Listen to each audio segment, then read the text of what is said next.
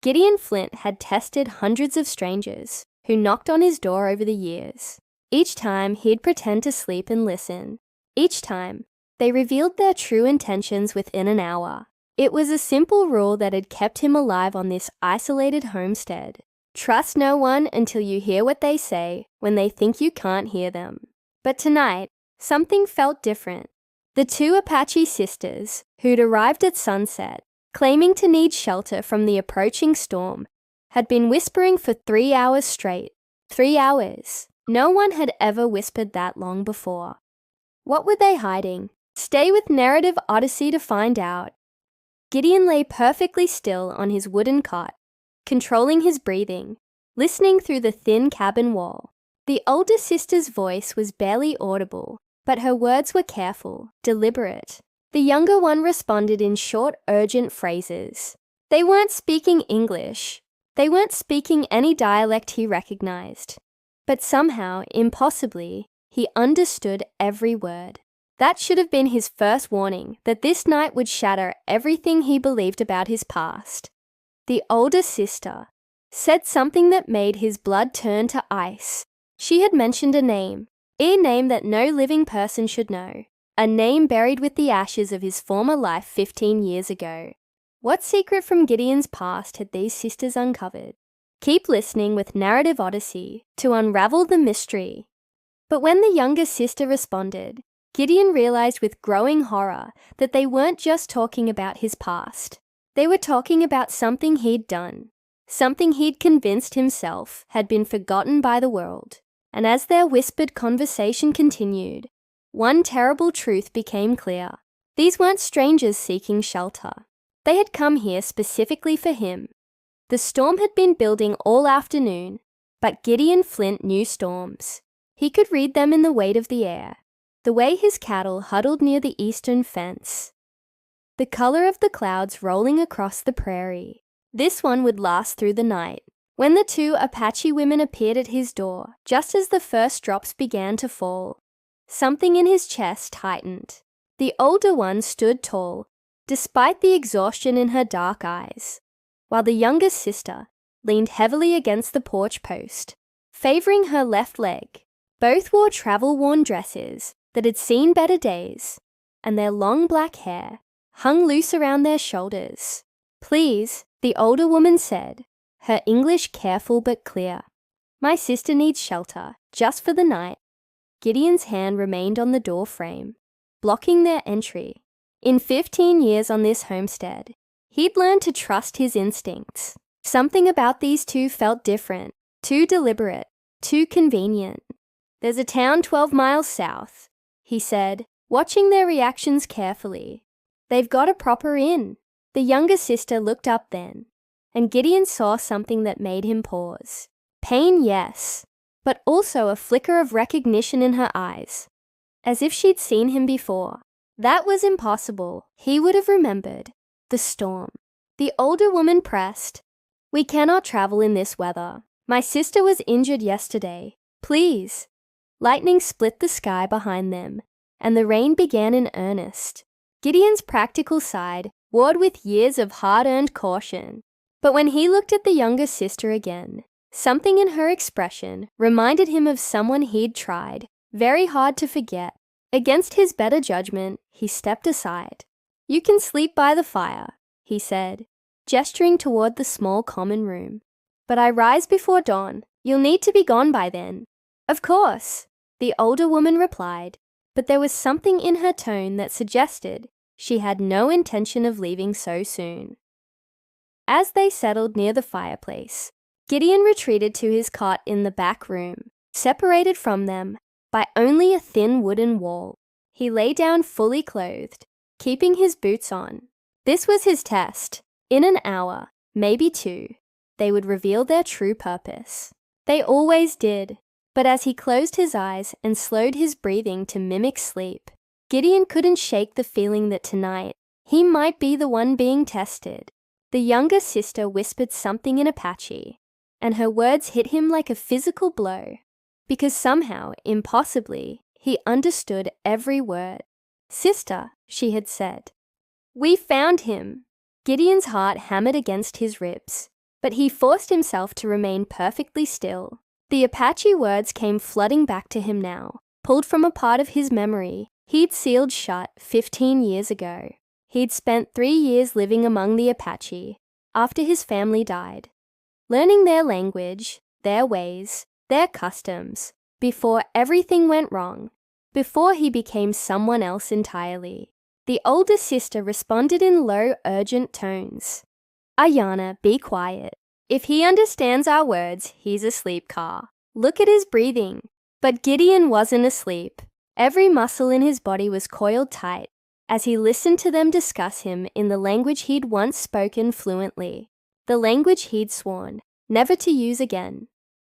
Winters have passed. Ayana continued. He looks older, harder. The scar is still there, Kaya whispered. Above his left eye. It's him. Gideon's hand instinctively moved toward the thin white line that cut through his eyebrow, a reminder of the day his old life ended. Very few people knew about that scar. Even fewer were still alive who'd seen how he got it. What if he doesn't remember us? Carr asked. He remembers, Ayana replied with certainty. The question is whether he'll listen, and if he refuses, then we take what we came for and leave. But sister, if what grandmother told us is true, if he really was the one who... Her voice dropped so low that Gideon had to strain to hear. If he was the one who saved our brother that day, then he deserves to know the truth about what happened after. Gideon's breath caught in his throat. Their brother! He remembered now. A young Apache boy, maybe 8 years old, caught in a flash flood. Gideon had pulled him from the rushing water, carried him to safety. But that was years before he left the Apache lands. Years before the incident that forced him to disappear. The truth will destroy him, Kaya said softly. Perhaps. But the lie has already destroyed someone else. The sisters fell silent then, and Gideon found himself trapped between desperate curiosity and growing dread. What truth? What lie? And why had they tracked him down after all these years? Thunder rolled across the prairie, and rain drummed harder against the cabin roof.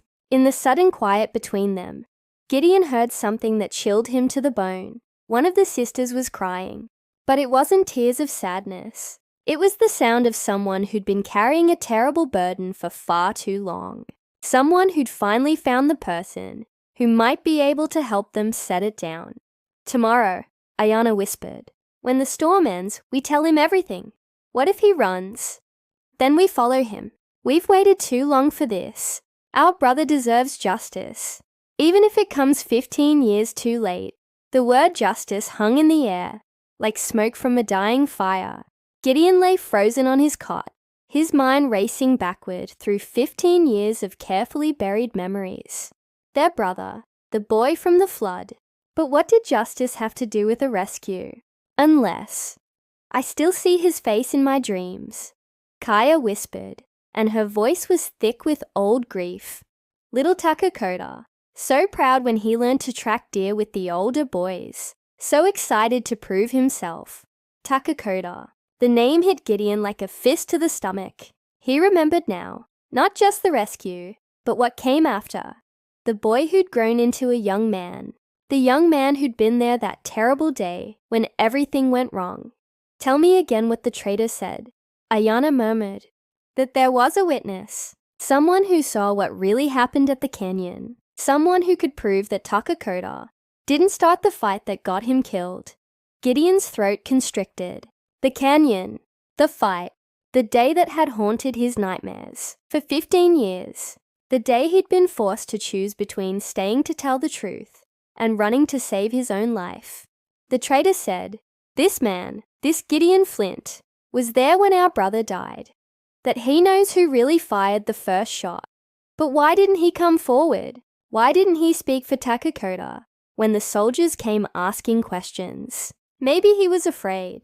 Maybe he thought no one would believe him. Or maybe... Kaya's voice turned hard. He was the one who killed our brother. The accusation struck Gideon like lightning. They thought he was the killer. They'd tracked him down because they believed he'd murdered Takakota. The irony was suffocating. They wanted justice for their brother's death. but they'd found the one man who tried desperately to prevent it. "We have to be careful," Ayanna warned. "If he is guilty, if he knows we suspect him, then why would he let us stay? Why give us shelter? Perhaps he feels guilty, or perhaps he wants to know what we know before he decides what to do with us." Gideon's hands clenched into fists beneath his blanket. The terrible weight of that day came flooding back. The argument between Takakota and the group of drifters, the insults that escalated into threats, the moment when Gideon saw one of the drifters reach for his gun. He'd shouted a warning, but it came too late. By the time the smoke cleared, young Takakota lay bleeding in the dirt, and the drifters were claiming self-defense. But only Gideon had seen the truth. Only he knew that Takakota never drew his weapon. Tomorrow we ask him directly, Ayanna decided. We tell him we know he was there. We demand the truth. And if he lies, then we make him understand that some debts must be paid, no matter how much time has passed. The sisters fell quiet, but Gideon could hear them moving about, preparing for sleep. His mind churned with the weight of what he'd learned. They weren't here to thank him for saving their brother as a boy. They were here because they thought he'd killed that same brother as a man. The storm was beginning to weaken, but inside the cabin, a different kind of tempest was building. And tomorrow, when the truth finally came out, Gideon wasn't sure any of them would survive it. Sleep was impossible. Gideon lay listening to the gradual quieting of the storm and the soft breathing of the two women in the next room. Every detail of that day, 15 years ago, played in his mind with cruel clarity. He'd been trading horses with a group of Apache families when the trouble started. Takakota, now 19 and eager to prove himself as a warrior, had ridden into their camp with news that a group of drifters was stealing cattle from Apache lands. The boy had wanted to confront them alone, but Gideon had insisted on coming along. They'd found the drifters at Silver Canyon, 5 rough men driving a small herd of stolen cattle. What should have been a simple confrontation had turned ugly fast. The leader, a scarred man named Dutch Morrison, had laughed when Takakota demanded they return the animals. "Indian boy thinks he can tell white men what to do," Morrison had sneered. Takakota's hand had moved to his knife, but he hadn't drawn it. Gideon remembered that clearly. The young man had kept his weapon sheathed, trying to solve the problem with words first, just as his grandfather had taught him. But Morrison and his men had no interest in words. Gideon had seen Morrison's hand inch toward his pistol and had opened his mouth to shout a warning. In that split second before the gunshot rang out, their eyes had met. Morrison had smiled, and Gideon knew the man was about to commit murder. The shot came fast, too fast for Takakota to react. The young Apache fell without ever drawing a weapon. When the soldiers arrived to investigate, Morrison claimed self-defense, said the savage had attacked them first, that they'd fired to protect themselves. The other drifters backed his story. 5 white men against 1 Apache witness, who wasn't even family. The investigation barely lasted an hour, but there had been another witness. Gideon had seen everything from behind a rock outcropping, where he'd been watching the cattle. Morrison knew he was there. After the soldiers left, the drifter had found him. "You seem like a smart man," Morrison had said, his gun still smoking in his hand. "Smart enough to know that sometimes the truth ain't worth dying for." The threat was clear. Stay silent or join Takakota in the ground. Gideon had made his choice. He'd taken Morrison's money, left Apache lands that very night, and never spoken Takakota's name again. For 15 years, he'd told himself he'd had no choice. 5 armed men against 1. He would have died for nothing. But lying here now, listening to the quiet grief of Takakota's sisters, Gideon finally understood the true cost of his cowardice. Outside, the storm was breaking apart, but inside his chest, a different kind of weather was building. The sisters wanted justice for their brother. They deserved the truth, but the truth wouldn't just destroy Morrison. It would destroy Gideon too, because there was one detail he'd never told anyone. One secret that made his silence even more damning. Morrison hadn't just threatened him. The drifter had offered him a partnership, a cut of every herd they stole, every job they pulled, easy money for keeping quiet about what he'd seen. And in his fear and desperation, Gideon had said yes. As dawn approached, and he heard the sisters beginning to stir, Gideon realized his test had failed completely. He'd learned their plan, but in doing so, he discovered something far worse. The man they'd come to find wasn't just a coward who'd watched their brother die. He was an accomplice to murder. Dawn crept through the small window, painting the cabin walls in shades of grey. Gideon heard the sisters moving about quietly, whispering as they prepared for what they clearly believed would be a confrontation. He could no longer bear the weight of pretending to sleep. Slowly, he sat up on his cot and faced the truth he'd been running from for 15 years. "I know you're awake," came Ayana's voice from the next room, steady and sure. "We heard your breathing change an hour ago." Gideon's blood went cold. They'd known he was listening. The entire conversation had been deliberate, designed to test him, just as he tried to test them. The hunters had become the hunted. He stood and walked into the main room, where both sisters waited by the dying fire. In the pale morning light, he could see their father's features in their high cheekbones, their grandmother's wisdom in their dark eyes. These weren't the frightened travelers they'd pretended to be. These were warriors on a mission. "How long have you known?" he asked quietly. "That you were listening?" "Since the moment you lay down," Kaya replied. "Men who truly sleep don't hold their breath when thunder strikes." "That's not what I meant." "We know."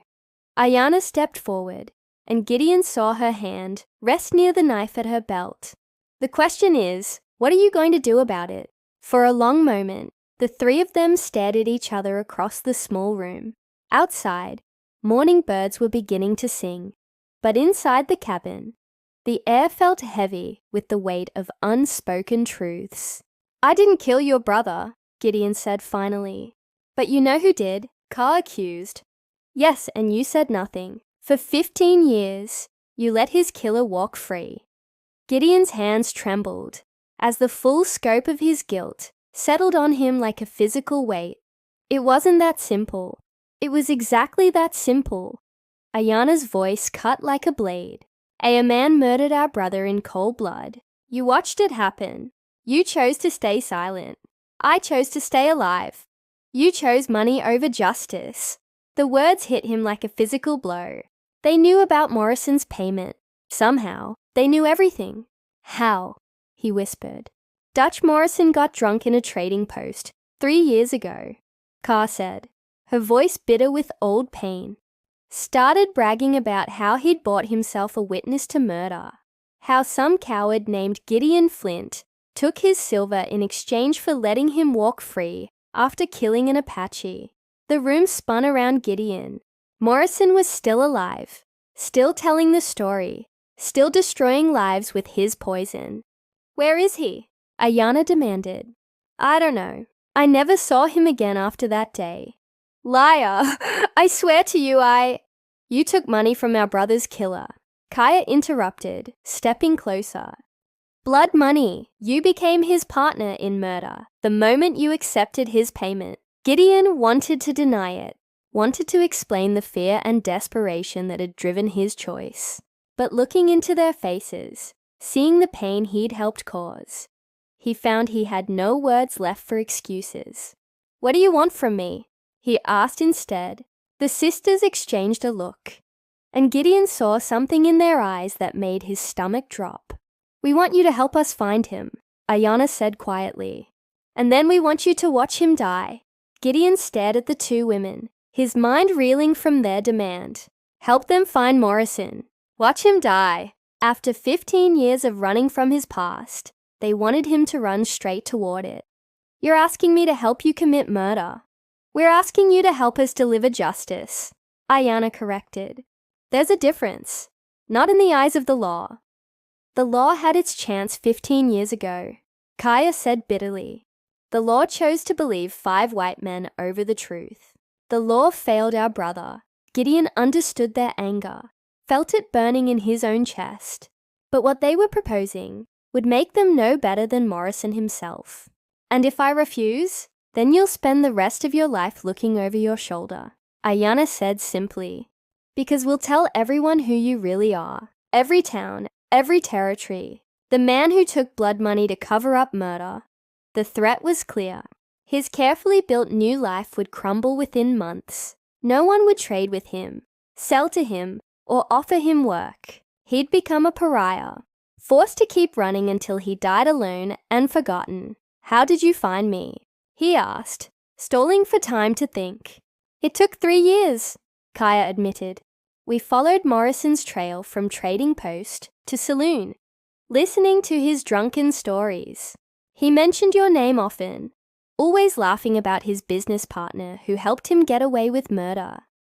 I wasn't his partner. You took his money. You kept his secret. You let him profit from our brother's death. Ayanna's voice was cold as winter wind. What would you call it? The words hit home because they were true.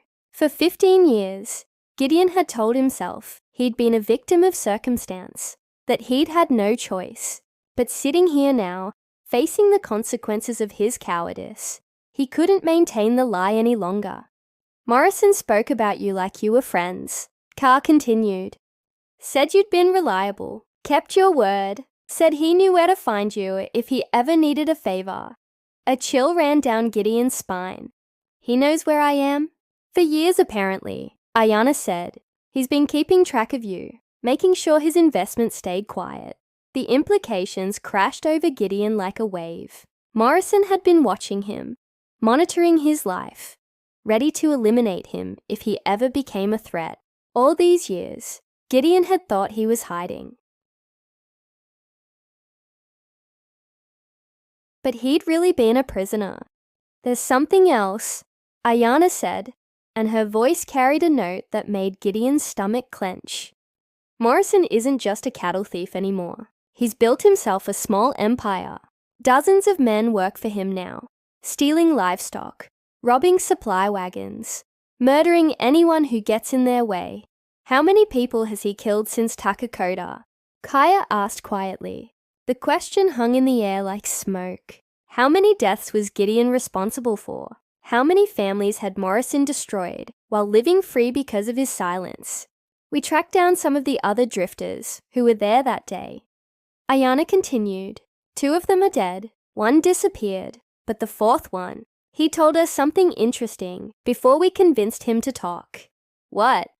Morrison has been planning something big, a robbery that will set him up for life, and he wants his old partner to help him pull it off. Gideon felt the blood drain from his face. What are you talking about? He's coming here, Gideon. Tomorrow, maybe the day after. He's coming to collect his business partner for one final job. The room seemed to tilt around him. Morrison here, after 15 years of carefully maintained distance. The killer was coming to drag him back into the darkness. That's why we had to find you first, Carr said softly. Because when Morrison arrives, you're going to have to choose. Choose what? Whether you die as his partner, Ayanna said, or live as our ally.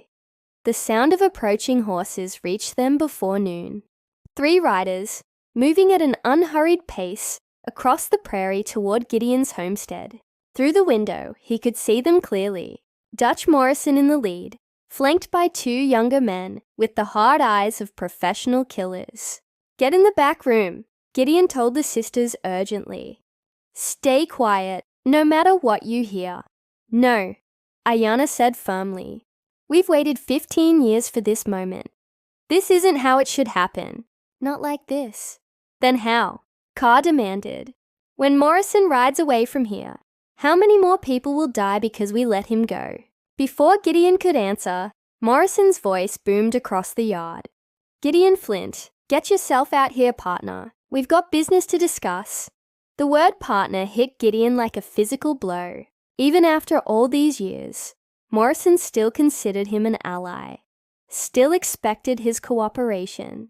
The presumption was sickening. Stay hidden, he whispered to the sisters. then stepped outside onto the porch. Morrison looked older, but no less dangerous. His hair had gone grey at the temples, and new scars marked his weathered face. But his eyes held the same cold calculation that had terrified Gideon 15 years ago. "Well, well," Morrison said, dismounting from his horse. "You've done well for yourself out here. Nice, quiet place to lay low. What do you want, Dutch?" "What I want is my old partner back. I've got a job that needs doing, and I need someone I can trust." Morrison's smile was all teeth and no warmth. "Someone who knows how to keep his mouth shut. I'm not your partner. I never was." "Now that's not how I remember it." Morrison stepped closer, his hand resting casually on his gun butt. "I remember you taking my money real eager. I remember you disappearing that very night without a word to nobody. That's partnership behavior, Gideon." "That was fear, not partnership. Call it what you want. Point is, you've been living free all these years because of our arrangement. Time to pay some of that debt back." Through the window, Gideon caught a glimpse of movement. The sisters were positioning themselves, preparing for whatever came next. His heart raced as he realized the explosive situation building around him. "What kind of job?" he asked, stalling. "Supply wagon heading through Devil's Canyon next week. Army payroll. Enough silver to set us all up for life. But it's a tricky job. Needs careful planning. Needs someone the soldiers might trust." Morrison's eyes glittered with greed. "Someone with a respectable reputation. And if I refuse?" Morrison's expression darkened. "You know too much about my business to refuse, partner. Always have. That's why I kept track of you all these years. Insurance, you might call it." The threat was clear.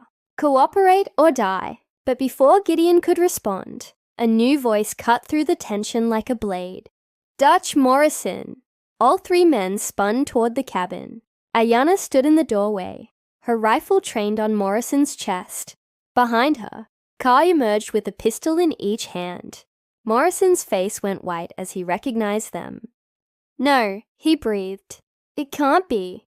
"Hello, Uncle," Ayanna said, her voice steady as stone. "We've been looking for you." The recognition in Morrison's eyes confirmed what Gideon had just learned. These weren't just Takakota's sisters. They were Morrison's nieces. The man had murdered his own family.